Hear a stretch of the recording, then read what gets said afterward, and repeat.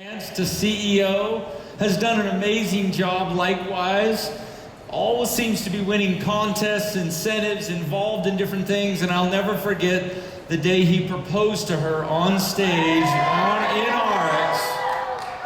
And I was shocked, but it was such an amazing thing, and you know the best part was she said yes. So they're together today, and they're an amazing, unstoppable company or couple in ARIIX. Let's welcome brand new CEOs Zheng and Becky Zheng.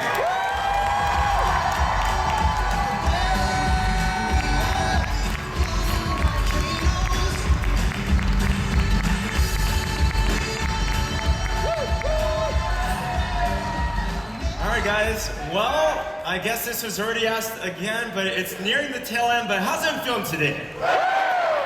Let's end this convention with some strength, and we feel really honored to be in front of you guys today. And I know that Case and Ned did an amazing job. Can we give them another big round of applause? I'm sure now that we know how to set up an event, what they're meant for, who here want to use that to explode your businesses after this? All right, so that's our topic today. So I wanted to go out there and talk about this picture real quick. And first talk about how events impacted us. Now, this is a picture of one of the very first events that I got qualified for, and I got a chance to meet Duke in person. This was 6 years ago. I had zero experience, and if you're wondering why it's a little bit blurry, it's because, I don't know if you guys felt this before. Who here has ever felt a little bit scared to talk to some of the bigger leaders before? You know what I'm talking about? You know, so I qualified and went to the event. He wasn't looking, so I took a quick candid shot of him, and I didn't have enough time to focus, you know? But it was at this event that for whatever reason we were eating lunch, and he just so happened to sit right next to me, and I couldn't run away, so I wanted to ask a question. And I asked a question that was holding me back, and I felt would stump him. But he gave an answer so insightful that it really freed me up from that burden, and it inspired me to become more. And because of that experience, I eventually got a chance to get to know a lot more. And that's why we believe in events so much. Having a strong culture has really impacted our business in a positive way. For example, traditionally in our marketing, a lot of times during the winter season, business tends to be a little bit slower, right? Because people are on vacations and they tend to not be in the mood of building business. So we've actually created and utilized events. This was our last White Elephant event. We had potlucks, we had events like game nights, where it really helped us boost our income during the winter season, because that's when camaraderie is so key. So we want to make sure that people are sticking together, and that will really help retention. We've helped during summer and springtime. That's when people are more into their fitness goals. They want to hit their New Year resolutions. We've utilized events like the hiking event. We had barbecues. We have sports day, beach event that really helped us in terms of launching Slenderize campaigns as well as jumpstart our promotions. These pictures, actually Duke and Sheila already showed this one. We got for our next leaders. We actually also leveraged Disneyland this past February that actually helped us with our CEO promotion as well. So we broke down how to use these events in around 3 different phases. The first phase is how to pack an event, all right? And we broke it down in a couple different sections real quick. The first step is to visualize. And Stephen Covey, if you know him, is an amazing author. He said that begin with the end in mind. For sake of example, who here, I want to ask this question real quick, at next year's convention is going to want to bring more of your teammates to a convention like this?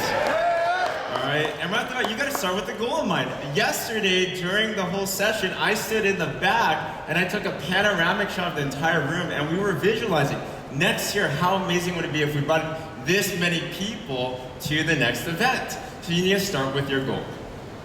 And the next step is to strategize. Now that you've set up the game, you have to get your people into the game. Don't just watch them. So what we do is you want to come up with so many plans where all your serious teammates will absolutely get into this event. So there's absolutely no excuse for them to not get in.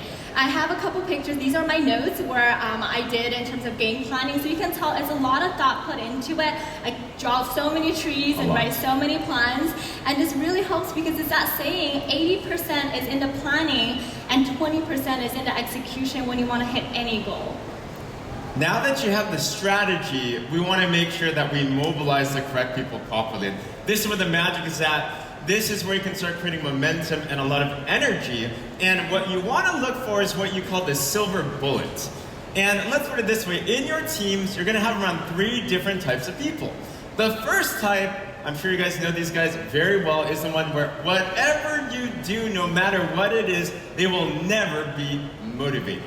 All right? You can dangle $1 million from them, they'll do absolutely nothing. Who here has a couple of those people on your team? If they're here right now, don't point them out. That's kind of me. All right? The second type is the one that whatever you do, they will always be motivated. But the bigger one that you're going to have is the ones that they want to do it, but for whatever reason, they feel like they're held back by a fear. If you find the silver bullet, the one that will be able to go out there, regardless of whatever excuses they get qualified, you can brag their story and it'll eliminate the excuses of that bigger group. And the next step is my favorite part, which is recognition.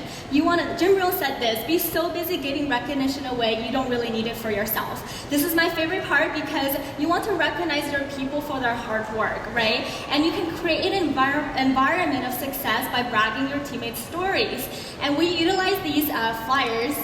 Go to the next slide. We create these flyers for our events and we put their names on the flyer as soon as they qualify. So it creates a sense of competition as well because, if you have a friend that's qualified for an event and they're gonna feel like, okay, I have to get in too because there's that saying, a fear of loss. Yeah, fear of loss is 10 times stronger than a sense of opportunity. So you want to take advantage of that. So now you know how to pack an event, you want to know how to actually utilize the event and make it magical. And the first step is serving the team. Let's put it this way, who here has ever been to a restaurant before where you experienced horrible service? Horrible service? No, I'm talking every single day. Imagine the one where you sit down and no one pays attention to you. You ask for water and it takes 15 minutes. You ask again, they still forget. Isn't it safe to say you never go back to the restaurant again? And you get to determine the reputation you want at your events. And you want that restaurant that will continually give more referrals. And the number one way to do that is to focus on serving your team. With Jim Rohn says, find a way to serve the many, for service the many will lead to greatness. For sake of example, at our events, me and my wife will purposely eat dinner beforehand so we're not hungry at all, so we can just focus our full attention to our team. We set up the event, we prepare the food. We are basically like the waiters and waitresses. We are the janitors of the event to make sure that we can celebrate properly with those that spent their time and effort to qualify for these events. After that is you want to connect with your people. Casey already covered this point, so I'm not going to go too much into detail, but this is an opportunity for you to really get to know your teammates so that they feel like you're real people. To be honest, when I first started the business, my first mentor was Elvis Kai, sitting in the back. He's our CEO, and I thought, honestly, he slept in suits because he was always dressed up. He always looked extremely sharp, but it was at events and casual settings where I felt like, wow, like he's a real person. So if he can do it, I can do it too. Now this is the fun part where at the event you can observe.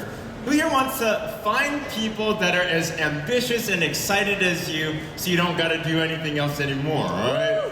That's what we're all here, right? To duplicate and to retire one day. And at these events, it's so amazing. When people are in a casual setting, their true character shows. And for sake of example, we've seen some of our most professional teammates where in business setting, they look sharp, they're on point 24/7. And I remember one particular instance, we actually visited them on campus one day, and I had to do a double take because for the first time I saw them in casual clothing, and straight up, it looked like they were dressed up going to elementary school. And not to judge them at all, but you gotta think if these are people you're gonna rely to retire you one day, that's probably not gonna inspire more people. So what you wanna look for is on a non-business setting, well, who are the people that have what's called the eye of the tiger? The eye of the tiger is that teammate that goes there, they are hungry for knowledge. They're asking all the questions. In fact, here you could see a lot of people like that. They're going to every single founder. They're going to every single top earner. They're asking for advice. If you can eye those people and go out there and set them up for the future, they can create your massive growth that you all want. And lastly, at an event, you want to resolve people's personal issues. Jim Rohn said, help other people with their problems, your problems disappear. So you want to make sure that this is your opportunity. This is where the money is at. This is where you get to troubleshoot people's personal problems, maybe relationship issues, family drama, stress with their job. There's so many things that you can help your teammates with that they may not share in a professional setting. So you'll be surprised once you resolve these personal issues, their business naturally will take off. Now the last step and the last part is you pack the event, you have an excited event. Who here believes that this convention was a big success already? And we want to thank the founders, we want to thank everyone that put it together, of course. But now that we're excited, we want to know how to properly exit the event. And the number one thing that we do is we reflect immediately. This is where you want to get all the golden nuggets out of. You want to think, what went well? What needs to be fixed? But more importantly, who stood out in your team? Who should you focus on next? And in fact, if you're following all the other areas well, you'll be able to spot them really easily. After that, you realign the mission because you have a group of fired up people now. Now you just got to realign the mission, tell them what to do next so they can channel that energy. So you have the main mission, but you want to re-engage certain individuals. Well, I know me and my wife are going to be doing right after this event is we know who the serious ones already are in our team at the very least, all right? We're going to be talking to them individually and saying, hey, next convention, what title are you going to be? Next convention, how deep are you going to roll? Because we want to get them on track, because if they're on track, then the rest of the team will follow as well too. And lastly, you just repeat the whole process, do it over and over again until you retire. The goal each time is to do it bigger, badder, and better. Exactly. And just on a final note, I mean, we feel so humbled and privileged to be in front of you guys today. I mean, I remember it was not too long ago that me and my wife, we have zero business experience. We were biology nerds. In fact, when we first got on stages like this, I would sweat in puddles immediately. I would go out there in the front row, we would call splash zone. It was really, really bad. And I remember we would come to conventions like this and we'd say, you know what, can one day we be there on stage like all those other people? Is it possible? And you know what we did? We took advantage of these events and we wanted to share the experience. Who here felt like you got at least a couple golden nuggets that can change your business for the better after this weekend? And with that, why not share that with other people around you as well too? We need to share the wealth. ARIIX has some amazing things put together, don't they, guys? Yes. And next year, I hope we can all make a collaborative effort to pack this even more, because ARIIX got some big things cooking, and we want to, of course, we're excited to be a part of this process. Thank you so much, ARIIX family. Thank you so much. Thank you.